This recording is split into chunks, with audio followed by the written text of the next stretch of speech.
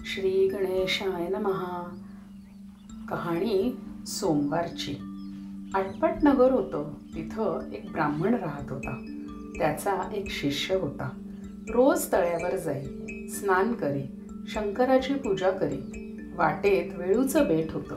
तो परत येऊ लागला म्हणजे मी येऊ असा ध्वनी उठे.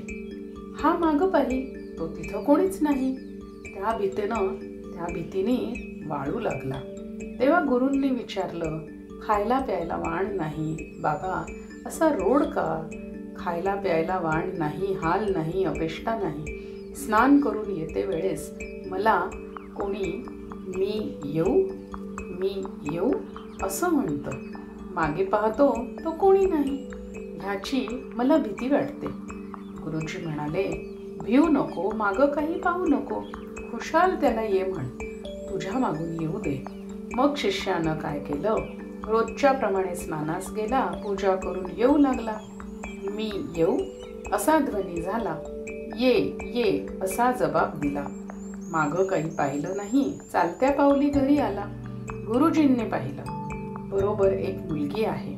त्या दोघांचं लगीन लावलं, त्यांना एक घर दिलं. त्यानंतर काय झालं, श्रावणी सोमवार आला. बायकोला म्हणू लागला, माझी वाट पाहू नको, उपाशी राहू नको. आपण उठला, शंकराचे पूजेला गेला. हिनं थोडी वाट पाहिली, स्वयंपाक करून जेवायला बसली. एक घास तोंडात घातला, इतक्यामध्ये पती आला. अगं दार उघड. पुढचं ताट पलंगाखाली ढकलून दिलं.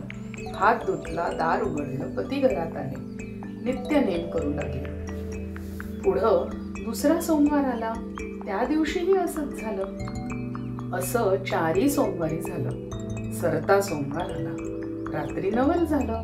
2 जण पलंगावर गेली. पलंगाखाली उजेड दिसला. हा उजेड कशाचा? ताटी भरल्या रत्नांचा. ही रत्न कुठून आली? मनात भिवून गेली.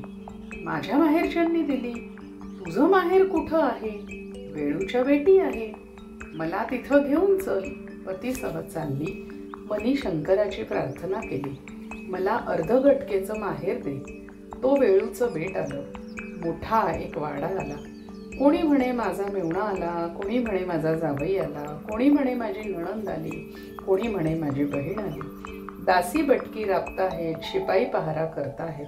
बसायला पाट दिला, भोजनाचा थाट दिला. जेवणं झाली. सासू सासऱ्यांची आज्ञा घेतली, घरी परतली.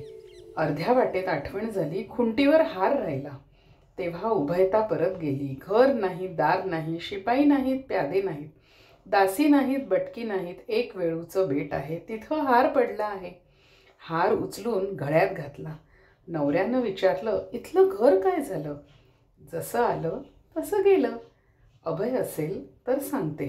4 सोमवारी हाक ऐकली. जेवती ताटं ढकलून दिली.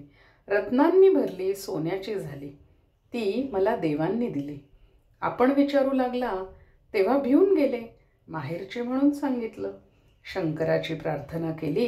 अर्धघटकेचं माहेर मागितलं. त्यांनी तुमची खात्री केली. माझी इच्छा पूर्ण झाली. जसा त्यांना शंकर पावला तसा तुम्हा आम्हा पावू.